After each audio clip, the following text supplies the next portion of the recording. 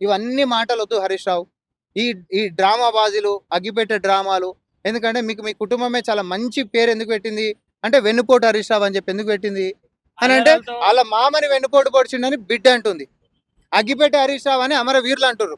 నువ్వు ఇరిగేషన్ లెక్క మొత్తం మంత్రి లెక్క 13 ఏళ్ళు నువ్వా? నువ్వు పొడిచిందేందని చెప్పి నువ్వు కొత్తగా 3 నెలలు ఇస్తే నేను పచ్చిగా చెప్పాలా బ్రదర్? వాళ్ళు గిట్ట మళ్ళా అధికారంలోకి వచ్చినుంటే ఆ పర్రలు పట్టినటువంటి దానికి గ్లూలేస్తున్నాం అనేటటువంటి కారణంతోటి ఇంకో 20, 30 వేల కోట్ల రూపాయలు లోపు తినేటోళ్ళు. అన్న చెప్పండి, కాళేశ్వరం పైన హరీష్ రావు మాకు 3 మంత్స్ ఆఫ్ టైం ఇవ్వండి. సో 3 మంత్స్‌లో వాటర్ తీసుకొస్తా, లేకపోతే రాజకీయ సన్యాసం తీసుకుంటా అని చెప్పేసి చెప్తారు. 9.5 సంవత్సరాలలో వాళ్ళు కాళేశ్వరం వ్యవహారంలో ఏం చేయలేకపోయారు కాబట్టే, లక్షల కోట్ల రూపాయలు పెట్టి కూలగొట్టిర్రు కాబట్టే, సన్యాసం ఆయన తీసుకునేటటువంటిది కాదు. రాజకీయ సన్యాసం తెలంగాణ ప్రజలే ఇచ్చిండ్రు. అందుకని ఈరోజు వాళ్ళని ప్రతిపక్షంలో కూర్చోబెట్టిర్రు. ఈరోజు హరీష్ రావు వచ్చి లెస్స మాట్లాడుతున్నాడు. గతంలో ఇదే అసెంబ్లీలో ఛాలెంజ్ చేసి కాళేశ్వరం అవినీతి మీద మాట్లాడదామంటే ఎందుకు రాలే? ఫ్లోర్ లీడర్‌ని చేసి వాళ్ళ మామనేమో తప్పించుకున్నాడు. ఫామ్ హౌస్‌లో కూర్చున్నాడు. ఈయనని లీడర్‌ని చేస్తే ఈయనేదో వచ్చి పొడుస్తాడని అనుకుంటే ఉన్న టీంని మొత్తం మమ్మల్ని మాట్లాడనిస్తలేరని రాకంటే ముంగటనే బాయ్‌కాట్ చేసినటువంటి పరిస్థితి నేను ఒకసారి గుర్తు చేస్తా ఉన్నా. గుమ్మడికాయలు దొంగోడు అంటే భుజాలు తడుముకున్నట్టుగా కవిత గారి యొక్క స్టేట్మెంట్ ఒకసారి మనం యాద్ చేసుకుందాం. కవిత ఎవరు ఈ తిమింగలం అని చెప్పన్నది? ఎవరిని పందికొక్కులు అని చెప్పన్నది? వాళ్ళ నాయన పేరు చెప్పుకొని కాళేశ్వరంని దోసుక తిన్నటువంటిది, వేల కోట్లకి పడగలెత్తినటువంటిది ఎవరిని నిందించింది? హరీష్ రావునే కదా! అసలు హరీష్ రావు ఇరిగేషన్ మంత్రి లెక్క ఉన్నప్పుడే కదా కాళేశ్వరం నిర్మాణం అనేది జరిగింది. అసలు నిర్మాణంలో ప్లానింగు, డిజైనింగు, తర్వాత క్వాలిటీ, తర్వాత ఆపరేషన్ అండ్ మెయింటెనెన్స్ అన్నీ కూడా వైఫల్యాలు, కుంభకోణం అనే కదా పీసీ కోస్ట్ కమిషన్ రిపోర్ట్ చెప్తా ఉంది. ఇవన్నీ ఎందుకు? వాళ్ళు కట్టినటువంటి కాళేశ్వరం ఈరోజు కుంగి మూతపడ్డటువంటి పరిస్థితి ఉందా లేదా? ఇది చెప్పాలి. అయితే హరీష్ రావు ఒకటి మాట్లాడుతుండు. ఈరోజు అంటే వరదకు సంబంధించినటువంటి నీళ్లు పోతున్నాయి. మరి దాంట్లోకించి కూడా ఎత్తొచ్చు. కన్నేపల్లి పంప్ హౌస్‌లకించి ఎత్తొచ్చు. రైతులకు అందించొచ్చు అని చెప్పి మాట్లాడుతుండు. అంటే తెలంగాణ ప్రజలకు ఏదైనా మనం మాట్లాడొచ్చు. ఏదో ఒకటి నమ్ముతారు పట్టని అనుకుంటాడు. ఈరోజు గోదావరిలోనైతే వరద లేదు. ప్రాణహితది గదే నీళ్లు పోతున్నటువంటిది. మరి కాంగ్రెస్ పార్టీ ఆ రోజు ప్రాణహిత చేవెళ్ళ అని చెప్పి ప్రాజెక్టు కట్టేటటువంటి ప్రతిపాదనని పక్కకి మూలకు పెట్టినటువంటి వాళ్ళు ఎవరు? ఈరోజు నిజంగానే అదే 5 నెలల ప్రాణహిత చేవెళ్ళ ప్రాజెక్టు గిట్ట మనం పూర్తి చేసుకుని ఉంటే ఈరోజు వరద పోతుందని చెప్తున్నటువంటి నీళ్లు బ్రహ్మాండంగా మనం ఎత్తిపోసుకుంటే ఉమ్మడి ఆదిలాబాద్ జిల్లాకి మొదలు పెట్టుకుంటే రంగారెడ్డి దాకా ముద్దాడేది కదా. ఈరోజు నీళ్ళు అనేటటువంటివి ఆ ప్రాజెక్టుని తక్కువ ఖర్చుతోటి ఎక్కువ నీళ్ళు అందించేటటువంటిది, గ్రావిటీ తోటి వచ్చేటటువంటి యొక్క ప్రాజెక్టుని మూలకెందుకు పెట్టినావు హరీష్ రావు? ఇరిగేషన్ మంత్రివి నువ్వే ఉండే. కాసులకి కక్కుర్తి పడి పంపులు పెద్ద పెద్దవి కావాలని లిఫ్ట్ పేరుతోటి ఈరోజు మేడిగడ్డకు తీసుకొని వచ్చిండు.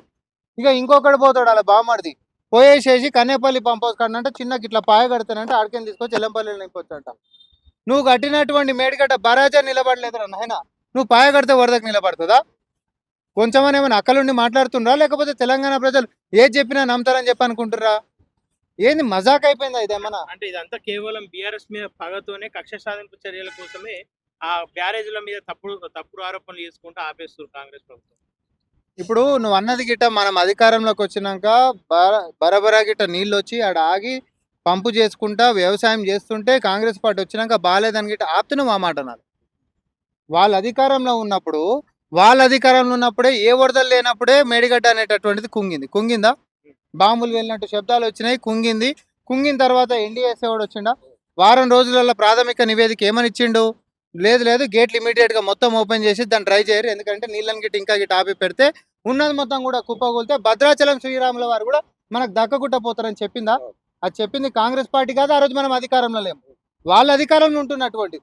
ఆ రోజు వచ్చినటువంటిది వాళ్ళు అధికారంలో ఉన్నప్పుడు ఓపెన్ చేసినటువంటి గేట్లు ఈ రోజు దాకా మళ్ళీ బంద్ చేయలే. అవునా కాదా?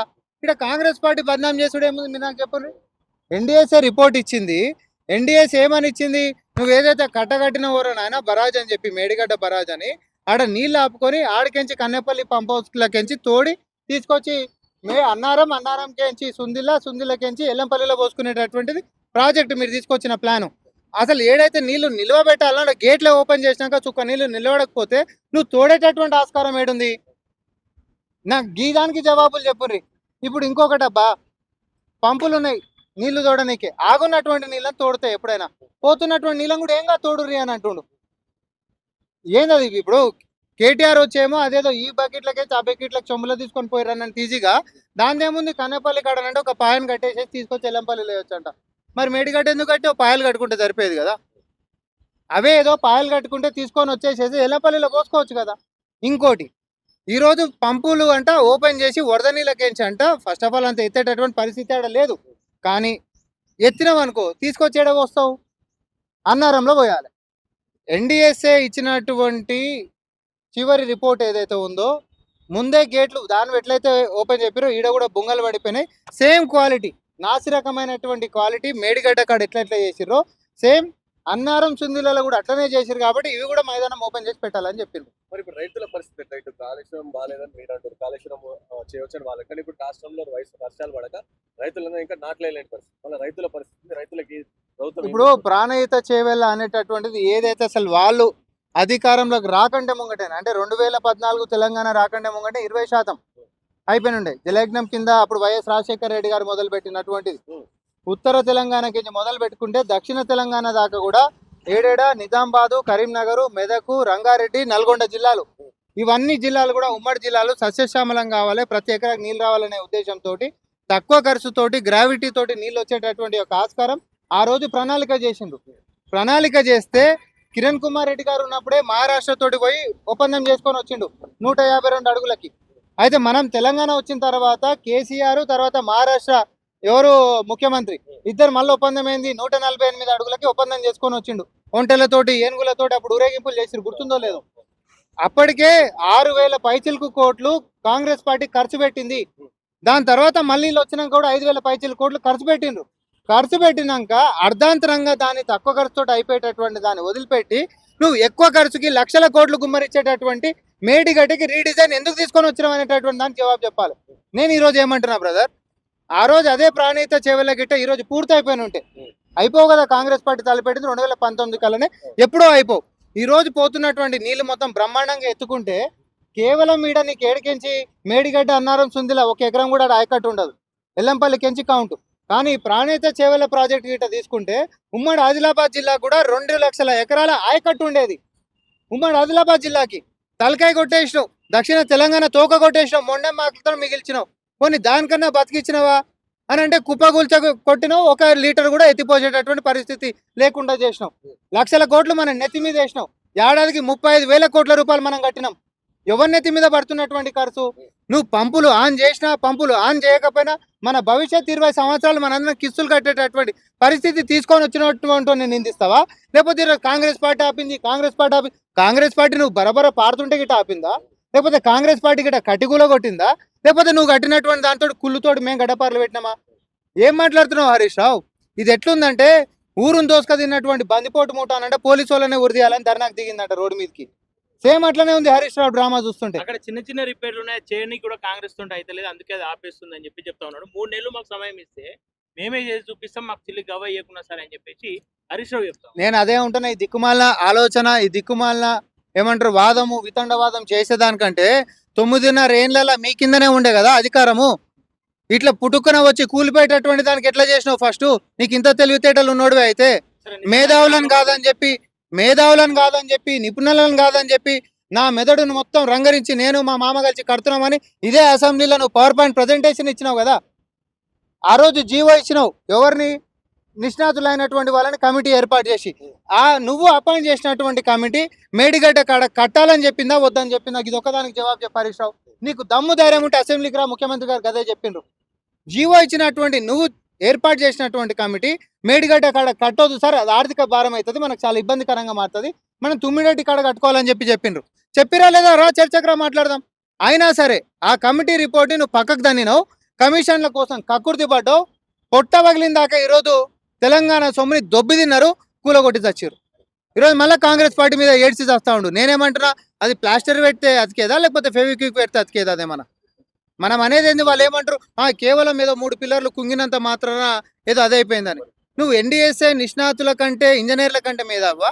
ఒకవేళ నువ్వే చెప్పిందే గిట్ట నిజం అనుకుందాం, ఏం కాదు, అన్నారం కూడా నిలబడుతుంది, సుందిలో కూడా నిలబడుతుంది అనుకో. ఎన్డిఎస్ఏ ఫైనల్ రిపోర్ట్ ఇచ్చింది, దాని కోర్టులు ఎందుకు ఛాలెంజ్ చేయలే?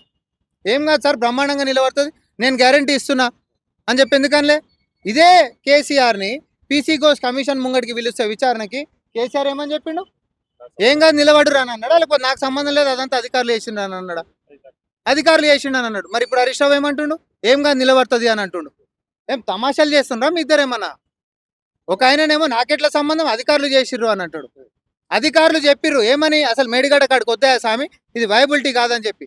ఇప్పుడు కాదు, ఏనాడో రేవంత్ రెడ్డి గారు ఎంపీ లెక్క ఉన్నప్పుడు చెప్పిండు, కాళేశ్వరంకి కేటాయిస్తున్నటువంటి 30% సొమ్ము గిట మనం కేటాయిస్తే వేరే దేశాలలో కూడా వ్యవసాయం చేసి దిగుబడి చేసుకోవచ్చు.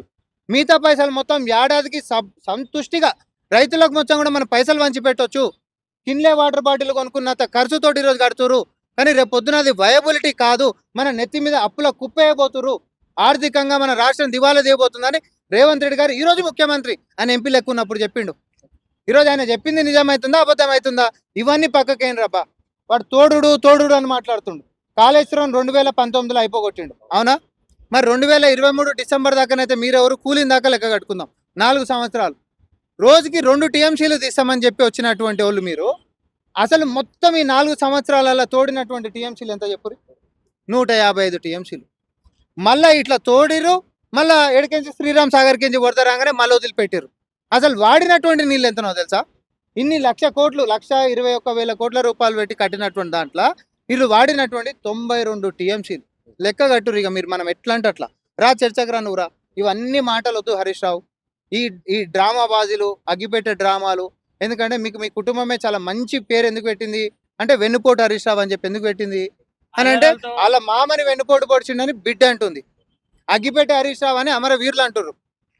కానీ తెలంగాణకి వెన్నుపోటు ఓడ్చి ఈరోజు అవసరమైతే రాజకీయాల కోసం అగ్గిపెట్టే రాజకీయాలు చేసేటటువంటి హరీష్ రావు అని చెప్పి కాంగ్రెస్ పార్టీ అంట. మరి ఆధారాలతో ముందుకు వస్తా ఉంటే ఎందుకు అరెస్ట్ చేస్తా ఉన్నారు? ఎవరి ఆధారాలతోటి, ఏ ఆధారాలతోటి, ఏ ఆధారాలు మీరు నాకు చెప్పు ఫస్ట్. మనము నోటి మాటలకు మస్తు మాట్లాడదు. నా కార్లకి నా లిపాపాలు తీసి ఊపుతాను నేను కూడా, ఇట్లా నీ భాగవతం మొత్తం బయట పెడతాను నేను కూడా ఊపుతాను. అబ్బా ఊపినంత మాత్రం అయిపోయినట్టేనా? ఏ ఆధారాలు ఉన్నాయి నీ ముఖానికి చెప్పు రాదు? ఏమున్నాయి నీ కాడ ఆధారాలు? కూలింది తప్ప నిరూపిస్తావా? కుంగింది తప్ప నిరూపిస్తావా? ఎన్డీఎస్ఏ రిపోర్ట్ తప్పని చెప్పి నిరూపిస్తావా? పీసీ కోర్స్ కమిషన్ తప్పని చెప్పి నిరూపిస్తావా? ఎన్డీఎస్ఏ రిపోర్ట్ గిట్ట తప్పని గిట్ట నువ్వు నిరూపించినావు అనుకో, కోర్టులోనే ఛాలెంజ్ చేసేది ఉండే. ఎందుకు ఊకున్నావు అని మూసుకొని? నీ మామ మేమే కట్టినాం బ్రహ్మాండంగా ఉంది అని అంటే ఎంక్వైరీ కాడికి వచ్చేసేసి అవును మేమే చెప్పినా అని చెప్పి అనేటోడు. నాకేం సంబంధం, అధికారులు కట్టిరని ఎందుకు అనేటోడు? నువ్వెందుకు అధికారులకే సంబంధం, నాకేం సంబంధం అనేటోడివి? నువ్వు ఇరిగేషన్ లెక్క మొత్తం మంత్రి లెక్క 13 ఏళ్ళు నువ్వు పొడిచింది ఏందని చెప్పి నువ్వు కొత్త 3 నెలలు ఇస్తే నేను పచ్చిగా చెప్పాలా బ్రదర్? వాళ్ళకిట మళ్ళీ అధికారంలోకి వచ్చి ఉంటే ఆ పర్రలు పట్టినటువంటి దానికి గ్లూలు వేస్తున్నాం అనేటటువంటి కారణంతో ఇంకో 20-30 వేల కోట్ల రూపాయలు లోపు తినట్టు పచ్చిగా చెప్తున్నాం. వాళ్ళతో అది మొత్తం రిపేర్ చేపిస్తామని చెప్పి గతంలో రేవంత్ రెడ్డి చెప్పి, మరి ఎందుకు ఆ పని చేస్తలేడు ఇంకా? ఇప్పుడు ఆ అంశానికి సంబంధించే జరుగుతూ ఉంది. వాళ్ళకి వీళ్ళకి ఎప్పుడైనా కూడా అవతలోడికి బాధ్యత అనేటటువంటిది అగ్రిమెంట్లో మనం పెట్టుకున్నాం అనుకో, ఆ అగ్రిమెంట్కి వాడికి కట్టుబడి ఉండేసేసి నా టైం అయిపోలేదు కాబట్టి నువ్వు వారంటీ ఉంటుంది అని ఉంటామబ్బా మనము. దాని వారంటీ ఉందనుకో, వారంటీ కార్డు చూపిస్తే వాడు వచ్చి నీకు రీప్లేస్మెంట్ చేస్తాడో రిపేర్ చేస్తాడో చేసిస్తాడు. నువ్వు వానికి ఏ వారంటీ కార్డు లేకుండానే పంపించేస్తుంది కాసుల కకృతి వాడు. అది కూడా పీసీ కోర్స్ కమిషన్ రిపోర్ట్లు వచ్చాయి. ఒక్క అంశం కాదు వీళ్ళు చేసినటువంటి అసలు ఎంత ఘోరం అని అంటే దేన్ని వదిలిపెట్టలేదు. మరి ఎన్ని రిపోర్ట్స్ ఉన్నాక, ఎన్ని పీసీ కోర్స్ కమిషన్ ఒక రిపోర్ట్ ఇచ్చినాక కూడా సో మీరు ఎందుకు చర్యలు తీసుకుంటారు, ఎందుకు అరెస్ట్ చేస్తారు, ఎందుకు ఇప్పుడు మంచి మాట అన్నావు.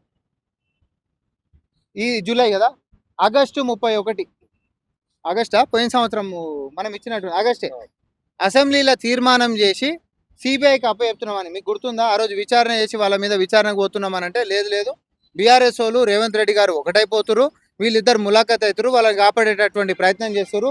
మీకు దమ్ము ధైర్యం ఉంటే సిబిఐకి ఇచ్చేసేయాలి, ఎందుకంటే సిబిఐ ఒంటరిగా రాలేదు, ప్రభుత్వం అనుమతిస్తేనే సిబిఐ రాష్ట్రంలోకి వస్తుంది. కాబట్టి మీకు దమ్ము ధైర్యం ఉంటే పారదర్శకంగా వాళ్ళ మీద చర్యలు తీసుకోవాలనేటటువంటిది గిట్ట మీకుంటే మీరు సిబిఐకి ఇవ్వాలని చెప్పి బీజేపీ నేతలు డిమాండ్ చేశారు. 48 గంటలలో లోపటేస్తాం ఒక్కొక్కరిని అని అన్నారా? మనం అసెంబ్లీలో తీర్మానం చేసి మరి ఎన్డీఎస్ఏ రిపోర్ట్ ఫైనల్ రిపోర్ట్ వచ్చిన తర్వాత దాని మీద చర్చ చేసుకున్నాక అసెంబ్లీలో తీర్మానం చేసి జీవో తీసి సిబిఐకి అప్పచెప్పినాం. ఏడాది అవుతుంది, ఇంకొక నెల అయితే ఏడాది అవుతుంది. ఎక్కడ పోయిందండి సిబిఐ? ఇప్పుడు చర్యలు ఎవరి కోట్లు ఉంది? మనం తీసుకోలేము, ఇప్పుడు సిబిఐకి ఇచ్చినాం. ఎవరి కాడ పెండింగ్ ఉంది? మనం ఎవరిని అడగాలి? సిబిఐ అంటారు, మీరు సిబిఐని సంవత్సరం సంది ఎందుకు పెండింగ్ పెట్టినావు, మీరు ఎందుకు చర్యలు తీసుకుంటలేరు అని చెప్పి అడగాలి. అదేమంటాడు ఏదో కోట్ల కొర్రీ అని చెప్పి చూపిస్తాడు. నేను ఒక ఉదాహరణ చెప్తా ఉన్నా. పక్క రాష్ట్రంలో జగన్మోహన్ రెడ్డి గారి మీద కూడా 100 కేసులు ఉన్నాయి. ఆయన మీద కూడా అరెస్ట్ చేయొద్దనో లేకపోతే ఇంకోటనో కోర్టు నుంచి అడపా ఏవో ఆర్డర్లు ఉంటూనే ఉంటాయి. ఆయన సిబిఐ విచారణ ఆపిందా? ఇప్పటిదాకా బీఆర్ఎస్ నేతల మీద సిబిఐ విచారణ ఎందుకు ప్రారంభించలేదంటే బీఆర్ఎస్ పార్టీ వాళ్ళ కన్న బిడ్డ లెక్క కడుపులో పెట్టుకొని కాపాడుకుంటుంది బీజేపీ. వీళ్ళిద్దరు ఒకటి కాబట్టి. మీకు గుర్తుందా, నితిన్ గడ్కరీ యూనియన్ మినిస్టర్ అయి ఉండి కాళేశ్వరం ఆ రోజు కడుతుంటే తీసుకొని వచ్చి దాన్ని అద్భుతం మహా అద్భుతం అని చెప్పి మాట్లాడాడు. ఈ రోజు వచ్చి బీజేపీ వాళ్ళు ఏమని మాట్లాడుతున్నారు, అది మొత్తం కుంభకోణము ఏటీఎం అని మాట్లాడుతున్నారు. ఇంత ద్వంద్వ వైఖరి ఏందా? రెండు తలల పాము కూడా సిగ్గుపడుతుంది. ఒకవేళ సిబిఐ క్లీన్ చీట్ ఇస్తే కాంగ్రెస్ మౌనంగా ఉంటుందా మరి? సిబిఐ క్లీన్ చిట్ కాదు, విచారణ మొదలు పెట్టు మన ఫస్ట్. అసలు నువ్వు విచారణ మొదలు పెడితే చాలు, నువ్వు కొంచెం చిత్తశుద్ధి ఉందని అంటే నేను రాష్ట్ర ప్రభుత్వం ఎందుకు ఒత్తిడి చేస్తుంది? ఒత్తిడి ఇప్పుడు మనం ఒత్తిడి చేసిన కేంద్ర సంస్థ ఇక అది మనం ఒత్తిడి చేస్తూనే ఉన్నాం. రాజకీయంగా చేస్తున్న ఒత్తిడి కంటే పెద్ద ఒత్తిడి ఏముంటది? నువ్వు నాకు ఇది చెప్పు. పొద్దున్న లేస్తే నేనే అంటున్నా కదా, నువ్వెందుకు చర్యలు తీసుకుంటలేవు? బీజేపీ బీఆర్ఎస్ ఒకటి మీరు నిరూపితమని ఆయన కూడా నాకేలా సిగ్గు అన్నట్టు వాళ్ళు ఊకున్నప్పుడు మనం ఏం చేస్తాం దాని గురించి నువ్వు చెప్పు. నేను సింపుల్ క్వశ్చన్ అబ్బా. హరీష్ రావు ఈరోజు ఏదైతే నీళ్లు పోతుంటే మనం తోడతలేవని చెప్పి మాట్లాడుతున్నావో అవి ఏం నీళ్లు? గోదావరి అయితే వరదలు లేవు. గోదావరి వరదలు వస్తే శ్రీరామ్ సాగర్ కాడ కూడా వస్తాయి. సో గోదావరి వరదలు లేవు, ప్రాణహిత నీళ్ళు వస్తున్నాయి. ప్రాణహిత నీళ్ళు వస్తున్నటువంటివి కాంగ్రెస్ పార్టీ ప్రాణహిత నుంచి చేవల ప్రాజెక్ట్ అప్పుడు ఏదైతే ప్రతిపాదించిందో అది పూర్తి చేసి ఉంటే తక్కువ ఖర్చుతోటో 10,000 కోట్లు పెడితే అయిపోవబ్బా. మిగతాదంతా కేంద్రం భరించే స్కీమ్ ఉండేది. ఆ రోజు దానికిట పూర్తి చేసుకుంటే ఈరోజు ఒక్క సుక్క కిందికి పోకుండా మనం మొత్తం ఆదిలాబాద్ కెంచి చేవల దాకా మంచిగా ఈరోజు సస్యశ్యామలం అవు కదా. ఈ నమ్మక ద్రోహం చేసినటువంటి ఈ నమ్మక ద్రోహి హరీష్ రావుని తెలంగాణ జాతి అడగాలి. ఈరోజు రైతులందరూ అడగాల్సింది ఏంటిది అని అంటే, అవునా మరి కూలగొట్టినావు, ఇప్పటికిప్పుడు అవి రిపేర్లు కూడా చేయనీకి రాదు. రిపేర్లు చేసినా ఎన్డీఎస్ఏ ఫైనల్ రిపోర్ట్లో గ్యారంటీ ఇస్తలేదు. వారంటీ లేనటువంటి దానికి ఇప్పుడు ఏమైపోయింది అని అంటే, మరి రిపేర్ అన్నా చేయన్నా ఎన్ని రోజులు వస్తా అంటే నేను ఏ గ్యారంటీ ఇవ్వలేను అన్నావు అనుకో, నీకేమనిపిస్తుంది చెప్పు? అది పరిస్థితి ఈరోజు.